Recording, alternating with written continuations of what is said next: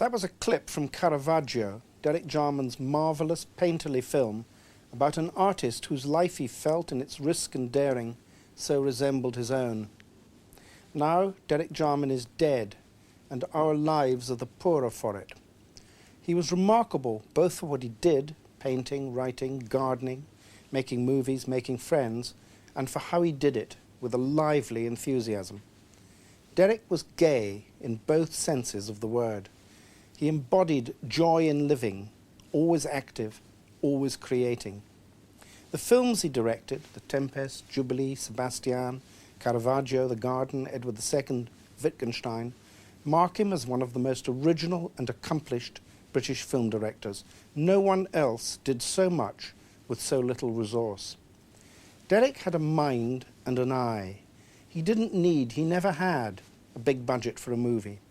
All he needed was an idea, a script, a cast, a prop or two, some drapes, a few weeks in the studio, and it was done. Because of their content, explicitly gay, Sebastian, prophetically violent, Jubilee, I had some difficulty getting them broadcast when I ran Channel 4, but those controversies pass. What remains is the quality of the image and its resonances. Jarman's films are good to look at. They will last.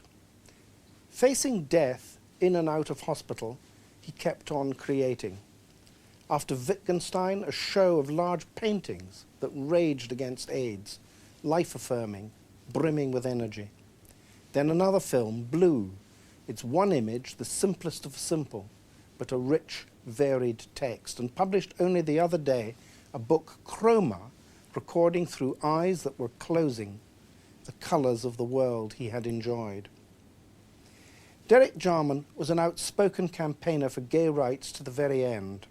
He sent messages from his hospital bed urging MPs to support the equalisation of the age of consent in yesterday's vote. Derek Jarman's best gift, though, was his gift for friendship.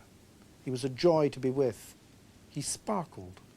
When, a year ago, we recorded the face-to-face interview that we'll show you now, uncut, uninterrupted, the studio and everyone in it lit up because he was here with us.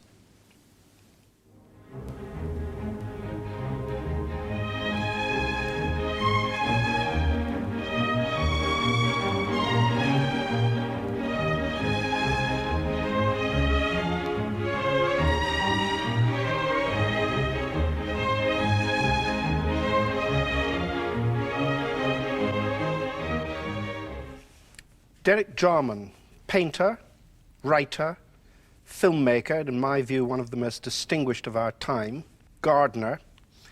When you discovered at the end of 1986 that you were HIV positive, you decided to let that be known. Why? Jerry, I did it for myself, really for my own self-respect, because my whole life had been a struggle to actually make my life open and acceptable. And I found myself potentially in a form of ghetto, really, of frightened and unhappy people who felt that they couldn't actually tell the truth about themselves. So I did it for my own self-respect. I didn't do it for anyone else. If it was of any help for anyone else, that would have been, I'd be delighted. Have you always been able to be open about your sexuality? No. Definitely not. I think it's something that I actually struggle to be open with. Certainly when I was a young man in the 50s and the 60s, it was very, very difficult. And I think that gave me a sort of a slight edge, you know, because it was difficult to find the whole centre of one's life really illegal, in fact, till I was 25. So, and it was difficult, particularly difficult with parents, maybe not amongst friends. One sort of joined, you know, sort of, eventually at 22 I met people, and then after that there was a sort of a clique, if you like, gay mafia. When did you first know you were gay? Oh, way back. I should think probably 9, 7 or 8. I've actually asked, I should think, thousands of people that question myself, and nearly everyone knows 7, 8, 9. They know pre-adolescence. So I think that's quite. I think that's an accurate way of seeing this. It makes it very difficult to see this sexuality being, the whole idea of being corrupted and depraved actually goes out the window with that, because it's sort of, one learns it before one even learns about sexuality, really. It was more difficult, though, to be open about it then, much more difficult? It was very hard in the 50s. I mean, particularly if you were brought up like I was on RAF stations, very fairly straight-laced middle-class home. It was easier after the after the 60s started and after I'd come up to London. But I know that, for instance, at the university, I told no one. And only in the last year, actually, did I mug up the courage to speak to a friend of mine who was a theological student who was working in the mission down in Bethnal Green, and go over and tell him this. And he, to my utter surprise, wasn't surprised. And he scratched his head and he said, "I think I've met people like that." I mean, I was expecting the world to fall in, I have to say. You now advocate complete openness about AIDS. Do you think we're open enough about AIDS in this society?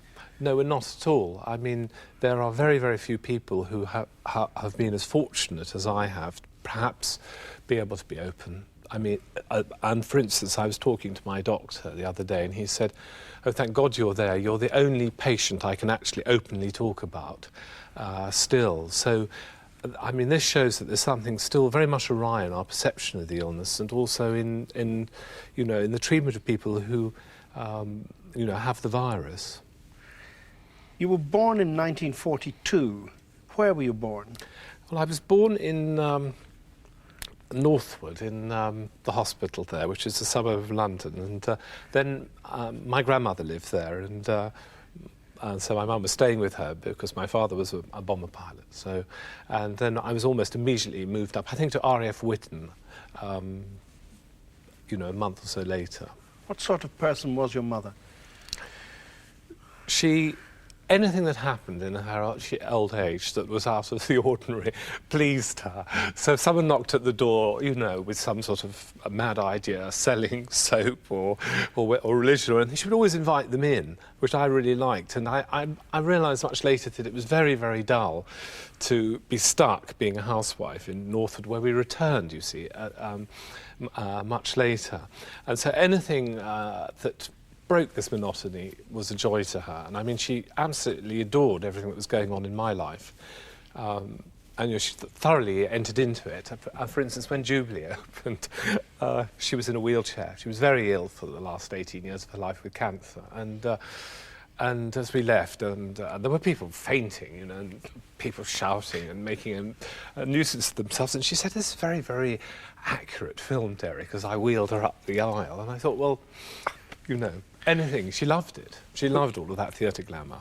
Tell me about your father. My father was, I think my father, I would really like to shake hands with my father now again. He was very difficult.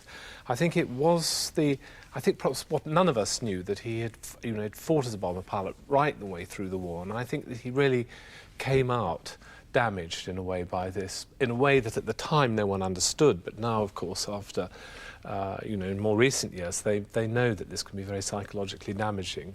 He was very difficult for me when I was 4 or 5. I mean, I had no understanding that one was a child still, so one had to behave as a grown-up. Much later on, I mean, actually we became friendlier as we grew older together, and I think before he died, we'd really become rather staunch friends. Were other members of your family important? What about your grandmother? My grandmother, yes, she was important. There was something, I'm not quite certain where my grandmother came from. That's what was always fascinating about Gran. She was an orphan. I think she probably came from Poland or maybe somewhere, and was Jewish, and actually lived in a life which was very, very different to all of her friends. I mean, I can't quite explain it. The furniture in the house, the colours she was passionate about colour. So she had peach-coloured tablecloths, which I don't think anyone else had, I found that fascinating as a child. Did you enjoy school? Yes, I did and I didn't. I was a very late developer. I mean, I think partly a nervous child and unable to really concentrate on being taught, really. It was only towards the end of my schooling, probably when I was about 16, that I realised that I was being quite foolish and buckled under and started to really enjoy it. I mean, I think there was an element of escape always, and so there was always an element of escape in being a painter, because physically, where we painted was separate to the main school buildings. And that always worried me. It's worried me ever since, that maybe the basis of the art was an escape from something rather than a confrontation. It's always been in the back of my mind. But it was something which you genuinely enjoyed at that time and got a lift from, or not, painting? It was very, very difficult. I'm not quite certain how to actually answer that question. Certain aspects of the school were wonderful, like the teaching, particularly my English master and my art master, who actually opened up the world for me completely. There were other aspects of being stuck in a boarding school which were very unpleasant. I mean, the lack of... I think I had a childhood which was very removed from any forms of... RAF stations had barbed wire around them, I've always said, and so my dad would say, are you going to the town, are you going to the village? So it was always somewhere else. We were always... And the same thing reproduced itself in the school. Could you get out and exit? No, perhaps not. I was conditioned to actually accept it, of course, by that. I'm astonished and struck reading your books by how early your love of gardening began. Is that right? I should have been a gardener. I don't know why I wasn't. I suppose that no one in my world, my parents' world, was thought of gardening as an occupation, really, that a schoolboy might take up. And I'd forgotten about it, but I had kept all my gardening implements. I gardened. How were you given... When did you first garden? Who said garden? Did you say, I want to garden? I think I said it first in Villaquassa in Lago Maggiore when I was 4. And I was absolutely entranced by this place. The sunlight after an English RAF station, avenues of camellias. It was a house which was requisitioned on the lake. And I think it's there. I've got some film, and I'm picking geraniums. Did you want to be an artist? Yes, I wanted to be a painter. I never wanted to be a filmmaker. That happened by accident, but I'd always wanted to be a painter. What sort of painter were you? What sort of stuff did you do? Well, I potted through all the isms, all the isms you could imagine, cubism and tashism, and I finally caught up with sort of just straightforward English landscape painting, and I found myself down at Kilve in North Somerset, where my aunt lived, just painting the fields. And in a way, these rather old-fashioned paintings are the first ones I recognised as my own. And then, of course, I went to the Slade, and it was the modern movement. It was, America. We all had to grapple with that. Did you grapple happily? Not particularly, no. I found myself quite nervous. I realised I wasn't a very good draftsman, although actually the Slade gave me, distinction of a draftsman. I think they must have not been looking. When did you first design for the theatre or for film? I started actually at the Slade because you had to do a subsidiary, and Nicholas George, the artist, was teaching there, and I thought, well, with my university upbringing, where I had been involved in the college theatre and everything, it would be a good thing to do. So I went in there and did theatre design as a subsidiary, but with no idea that I would actually ever... I mean, when I was at the Slade, I thought I would end up teaching in a school somewhere. I mean, that was the length of one's ambition, really.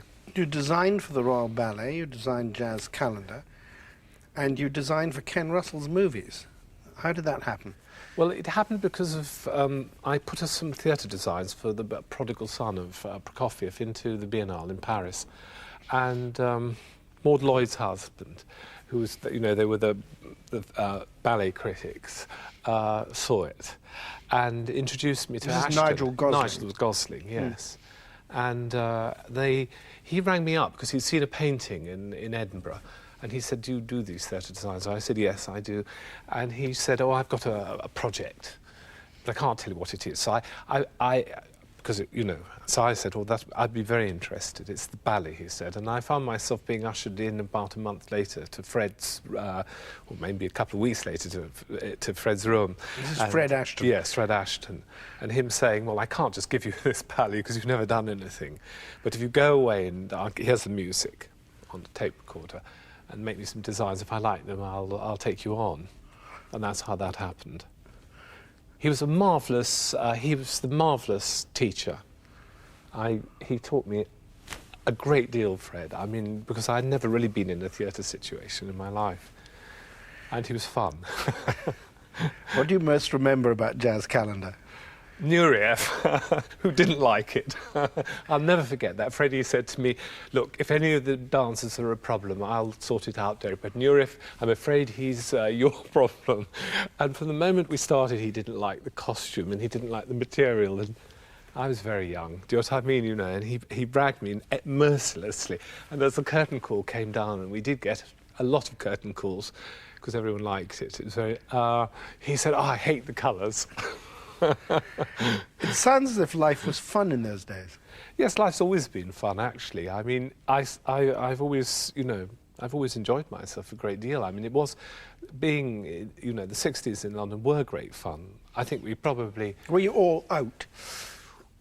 I don't think that word really came till the 70s, but the group of young artists I was with were certainly. I mean, they included people like Patrick Proctor and David Hockney and we formed we were always knocking on each other's doors, and there were great parties because at that time, I think partly because it was very difficult for people to go out. The bars were so grim, and in some ways, and so so we were always parties being thrown by people like Tony Richardson was a great party giver, and you began to work with Super 8 film.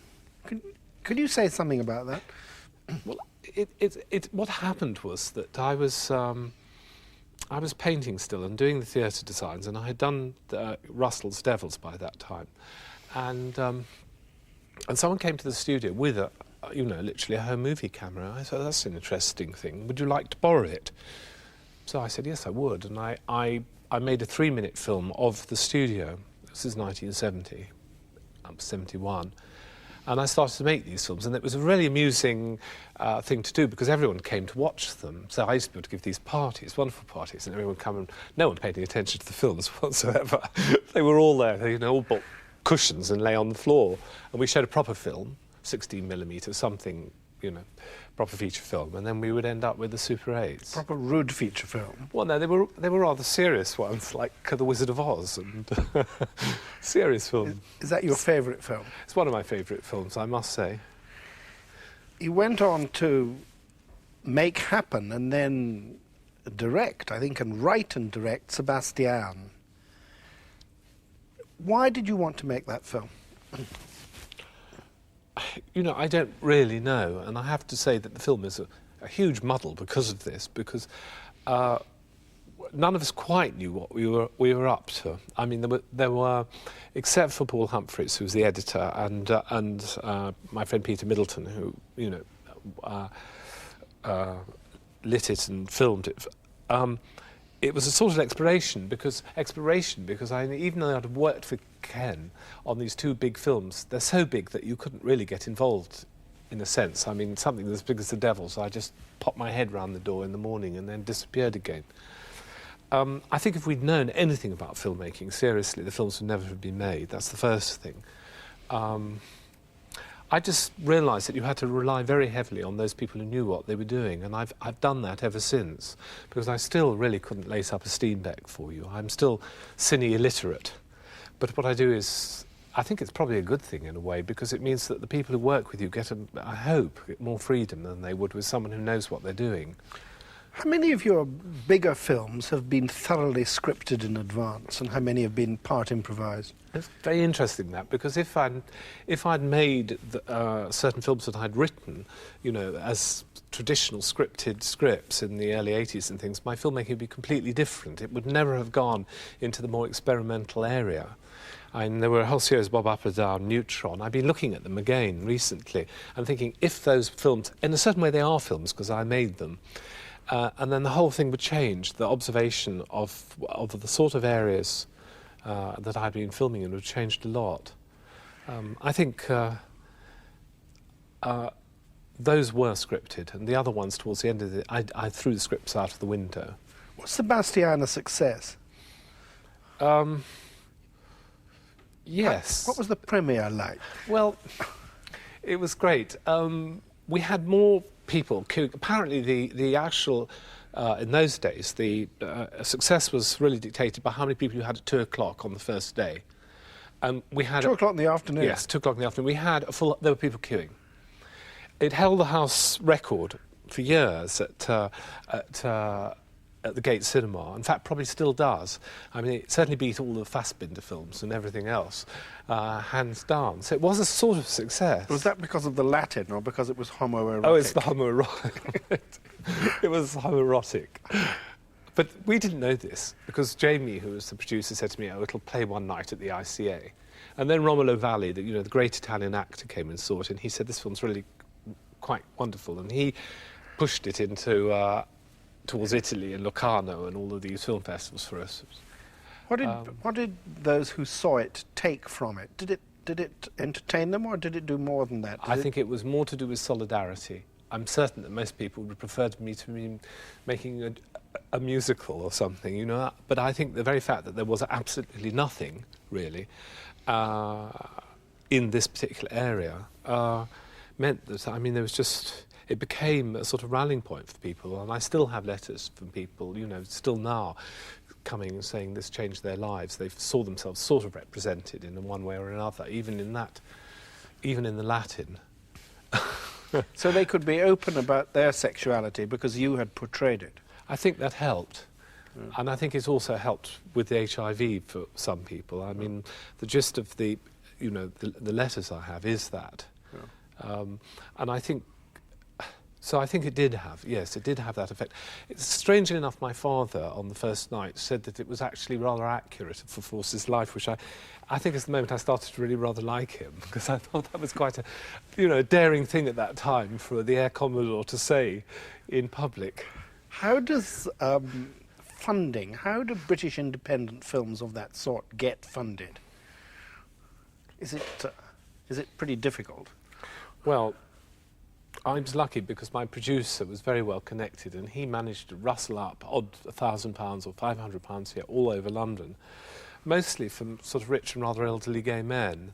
And then we met one benefactor in Italy who kept on sending us suitcases of lira, and who said, I never want to be identified with this project. But so we never had any money, really, to do it.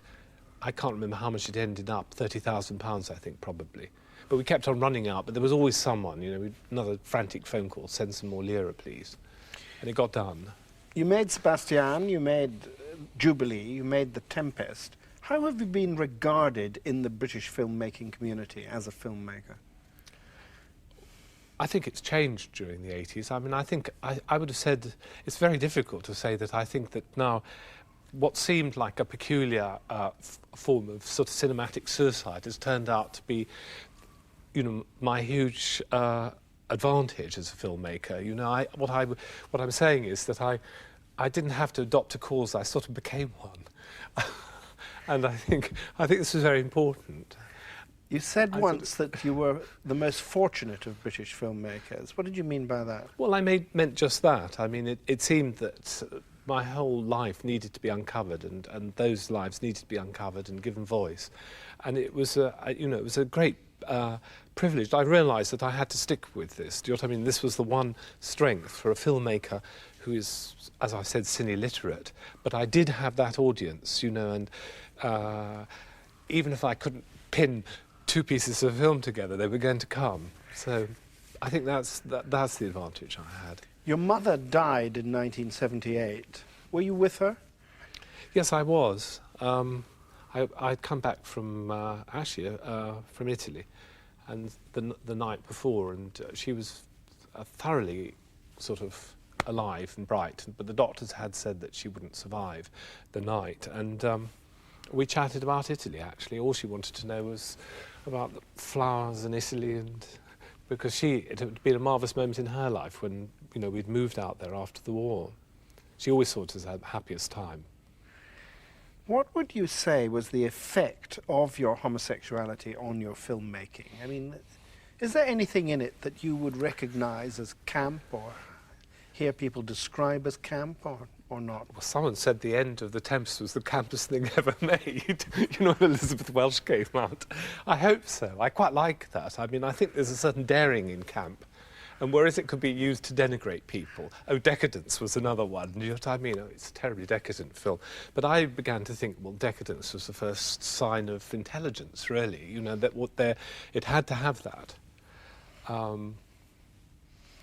Has there been a lot of dressing up in your own and your friends' life, even off the cinema screen? Well, I think we were always dressing up. We always wanted to present a good face to the world. I think all gay men of my generation, coming through those repressions, have this extraordinary mixture of wanting to conform and be accepted and also sort of laughing at the same time. Do you know what I mean? So there's a schizophrenia in it. And I certainly dressed up. I mean, everyone in the 1960s dressed up. Those people who didn't dress up in the 60s didn't live. You had to.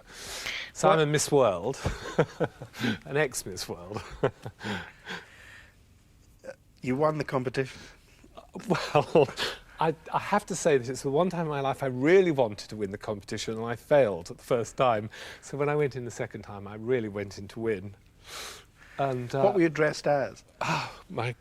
I don't know. I bought the most appalling dress in a second-hand shop in the King's Road.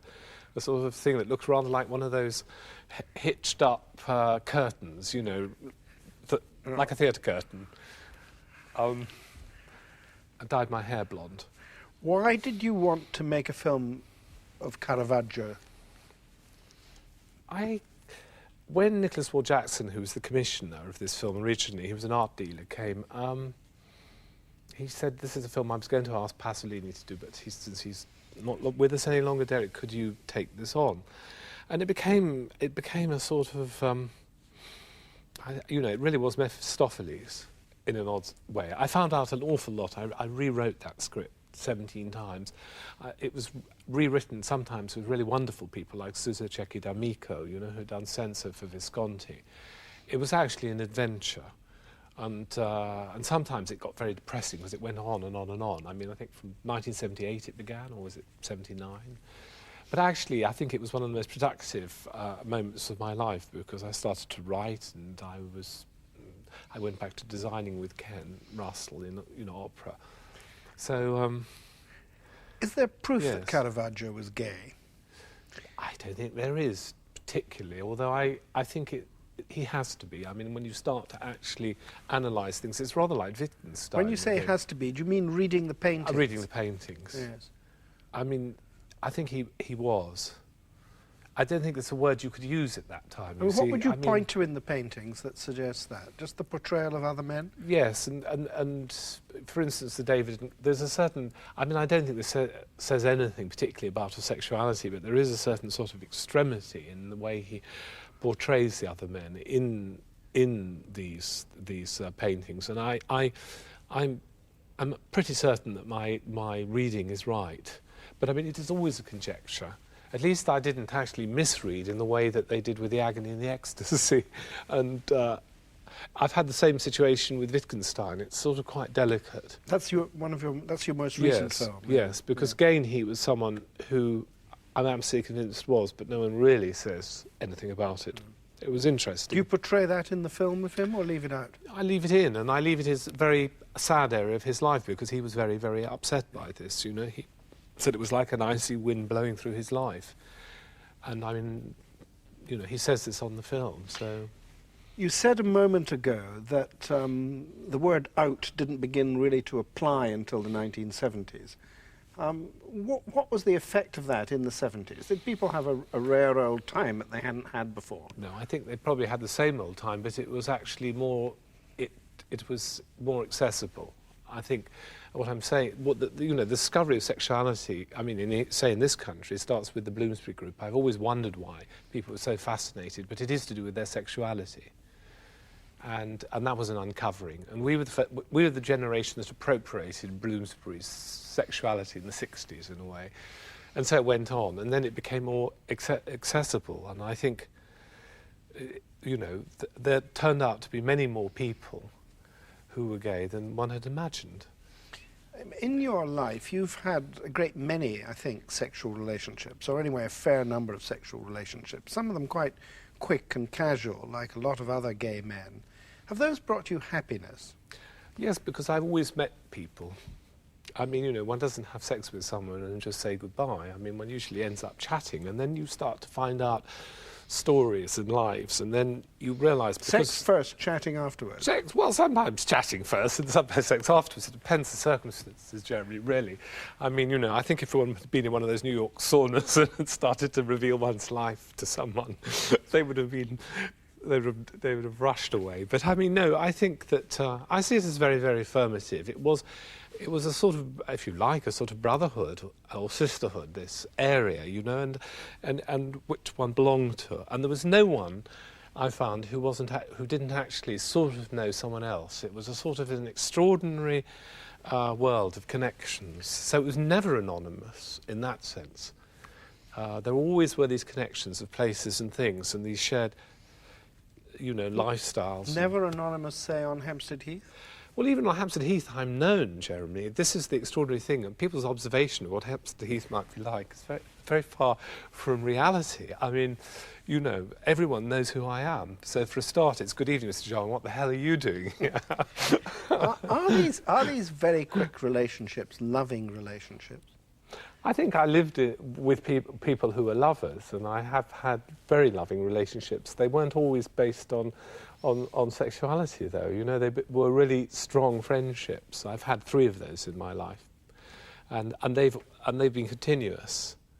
And I've never talked about them simply because I was always in the position of being able to talk, and the people who were involved in them didn't have a voice that I did. And so actually, I've always been rather discreet about that. In your sexuality and your relationships, have you learned about other people or have you learned about yourself? I think I've learned both. I'd hope that now I've learned about other people. I think I am self-obsessed. I'm more. I think many artists are. I think the root cause of that might be the sexuality, but maybe not. I hope I made people laugh a bit. When you knew you were HIV positive, the first big decision actually was the decision to be tested, wasn't it? Because other people didn't bother to get tested or were afraid to get tested. We were told not to. That was all the received information and wisdom at that time. And what had happened is a friend of mine had got tested and turned out to be HIV positive. And I found myself playing a role of a counsellor who might be in the same situation. And it seemed that I decided then and there, after talking to him, that I would actually go and get tested myself, which I did. Making it public took a few months. I had to tell friends first. I had no idea how people would react. I was, the first time I, for instance, walked into a room with a lot of people after I'd actually made it public. I wondered, whether everyone was going to cross whether anyone's going to cross over and say hello. They all did, I may say. What I discovered is a huge goodwill and human resourcefulness in these circumstances. That's what I actually discovered through the illness. Did you change your lifestyle? Yes, I did. I had to. I was absolutely horrified by myself. The first thing about it was that you suddenly become potentially, a sort of time bomb. And I just didn't know. For instance, I remember my friend Sarah's child. Should I pick the child up? Would she, well, I would know that the child wouldn't be at risk, but she might not. So I found myself making all these decisions about contact with people. Normally you'd come into the room and give people a kiss, and I stopped doing that because I thought some people might shy away from this, and I don't want to put them into that sort of form of discomfort. So, but then... And safe sex, did you practice safe Yes, safe sex Did you was practiced choose no sex or safe sex? Well, no sex. I think I probably had sex about two times since in the last 6 years, which was safe sex. So if safe sex was safe, then, or safer, let's call it safer, then it was safer. But both the people I was involved in knew very well the, let's say, the situation. And it was very important to make that public, simply because it had left, literally thousands of millions of people. Absolutely, no one ever actually told people how to behave. There was nowhere to find out. And what I needed to do is reappropriate a sexuality which I found hugely valuable. So, I mean, that's why I made that open statement in Modern Nature. Yeah. I just thought it was terribly important. I got so many, again, feedback from people who said we were so frightened of ourselves. Thank God you did that. In 1987, your father died. Were you there when that happened? No, I wasn't. I regret this. My sister and I left. Left the deathbed? Yes. We couldn't face it any longer. It was very, very difficult because in his old age he became very kleptomaniac, and he would steal from the family, and particularly from my sister's children. And so we were always having, and then it got extremely difficult because my sister thought that they were stealing. They weren't. We found out through this that it was, her elder son said, oh, that was Grandad who did that. And it became, our relationships became very complicated, I have to say, with the children, my father coming, and it got to a madness in the end. He was piling things into the boot of his car every time he came. In 1990, you became seriously ill yourself. How did you react to the implications of that? I always thought I would recover. I think everyone does, although I knew that I wouldn't. But in the day-to-day situations of being in a hospital with all these various illnesses, you don't think I'm not going to survive this week. I would just ask the doctors, how long should I be in here? Oh, 2 weeks for this one, they would say. So I'd just be 2 weeks. And the interesting thing about a hospital is you become very dependent on it. And it's a question of weaning yourself away from it, saying, I can stand up, I can go and get breakfast. Have you allowed the idea of approaching death to dominate your life, or have you managed to keep it a bit to one side? Well, I think it does dominate my life, and I've also tried to make space for my other self in this. It becomes increasingly difficult because, I've become more and more doddery, really, as the years have gone by. So, it's not possible to actually ignore. But you've gone on working, and you're still working. Yes, I think that was one of the wonderful things that happened, is that it was possible still to carry on working, because I felt that probably I wouldn't work. Insurance and things like this have become too difficult. But I think people have conspired to enable me to work, and for which I'm very thankful, because it shows that people who are in my situation can work, You've made Edward II. You've now made Wittgenstein. What comes next? A film dedicated to Eve Klein, a blank blue film for the television, I suspect late at night. What on earth do you mean by a blank blue film? A blank blue film. I mean, a film with no images.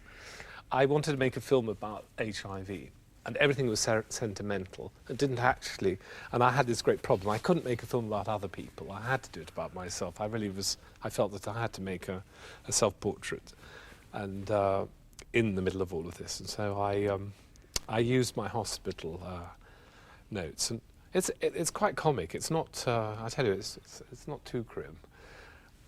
But I thought this was a way of actually doing it with no images. The virus. We can't see the virus. You live in Prospect Cottage near Dungeness and make a garden there. What pleasure does that give you? A therapy, new friends. What do gardens do? People who steal cuttings, I encourage them.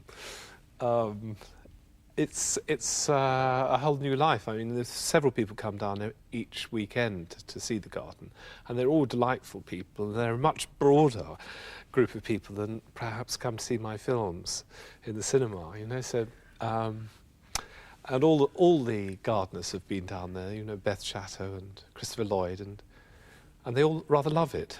What do you grow there? Well, very little. Helichrysum, Santolina, lavender. A daffodil came out the day before yesterday, believe it or not, and that looks completely surreal in the shingles. There's some snowdrops out at the moment, and marigolds are out still. I grow quite a lot. It's quite a beautiful garden in its own way, and like no other. You're on the edge of the world down there, and do you see the sunrise and the sunset? I do. The sun comes up at the front of the house and it goes down at the back, and I see the sun all day if it's there. And I'm fairly far back from the sea, but I can see the sea. And the great thing about the sea is it changes every colour you could imagine. I've seen the sea pink and brown and aquamarine and black. I sat and watched this, and I was very unaware of that. I mean, I've been a London person for 30 years, and somehow you have to sit there and watch this to really realise it's happening. Looking back on your life, do you have any regrets? I don't think so, Jeremy. I would prefer to have missed out on the HIV. I think everyone would have done, but on the other hand, I take that really as a given as well, and I've tried to turn it into a positive, a positive event in my life. Have you anything left to achieve? You mentioned to me once that you'd like to see a statue put up to Oscar Wilde on what will be the centenary of the trial, is it, in 1995? Yes, it would be very nice to do that. Maybe someone out there will give us a hand, some newspaper editor or someone. I think this is the way we should do it. But yes, I'd like to do that. What would that signify? What would it signify? Well, I think it would be wonderful to actually have a statue of Wilde, which actually could focus. I mean, he has that wonderful tomb by Epstein in Paris, in Père Lachaise, and I think it would be great to have a monument in London to him. And I think, what I've seen is things have been getting better for gay men, lesbian women during my lifetime, and I'd like to see a situation, and there will be a situation when this is no longer a problem. It's no longer a way of cutting people off or judging people. A statue to Wilde would be, especially if it could be unveiled by a prime minister or a president or a member of the royal family or someone, would be be a wonderful thing to do. How do you want us to remember you? Well, I think it would be marvellous to evaporate. I wish I could take all my works with me. That's what I'd like to happen, to just disappear completely.